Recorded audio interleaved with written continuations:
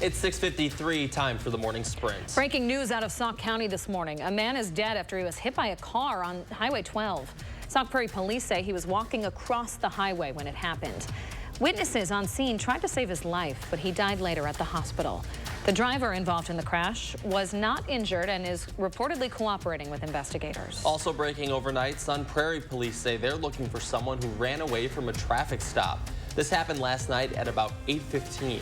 Officers tried stopping a vehicle near West Main Street and U.S. Highway 151. The passenger got out and ran away. The driver stayed on the scene. Police did not find the suspect, but say there is no threat to the public. A woman whose father killed himself in prison is suing the Department of Corrections. Megan Hoffman Kolb's lawsuit claims no one checked on her father's mental health while he was in solitary confinement for 9 straight days. She also says guards didn't give him his medicine the day he died. There's a new challenger in the race for Dane County Executive. Dane County Board Supervisor Dana Pelabon announced her candidacy yesterday. She currently serves as the executive director of the RCC Sexual Violence Resource Center and is on the board of directors of a handful of other organizations. A new Marquette Law School poll has President Biden and former President Trump neck and neck in Wisconsin in the upcoming election. Among registered voters, they both sit at 49%. The poll does have a margin of error of about 4%, so this vote could sway in favor of either candidate. And a historic case is on the way to the Supreme Court today. It will hear oral arguments in the case of whether states can exempt former President Donald Trump from their primary ballots. The argument from states being that Trump was part of an insurrection on January 6th and is barred from office under the 14th Amendment.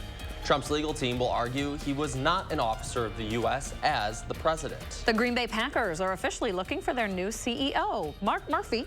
He's closing in on retirement in 2025, next year. He's been the Packers president and CEO since 2007. He's retiring when he turns 70, which is the mandatory retirement age for the job.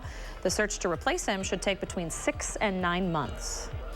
Good morning, 5 minutes away from a 7 o'clock. A mild start to the morning. We do have a breeze out of the south right now. 41 in Madison, 45 already in Janesville. Could be getting very close to some records. And I think most of the rush hour will be dry. It really won't be till about 10, 11 o'clock toward the noon hour. We have a chance of some showers passing through. That'll be moving on to the east. I think after 1 o'clock, up until the evening hours, it should be generally dry. Actually may break out into a little bit of sun. Could boost temperatures well into the 50s in southwestern Wisconsin. We will see more showers come in this evening. That's as a cold front moves on in. So temperatures in the 40s, rising into the low to mid 50s. The record high in Madison is 55. Could get close to that. Looking at some winds out there today out of the south-southwest at about 15 to 25. Tomorrow should be dry, transition day before we turn a little bit cooler going into next week. Callie, we appreciate you. Thank you very much. Stay with us, folks. Another update coming up in half an hour.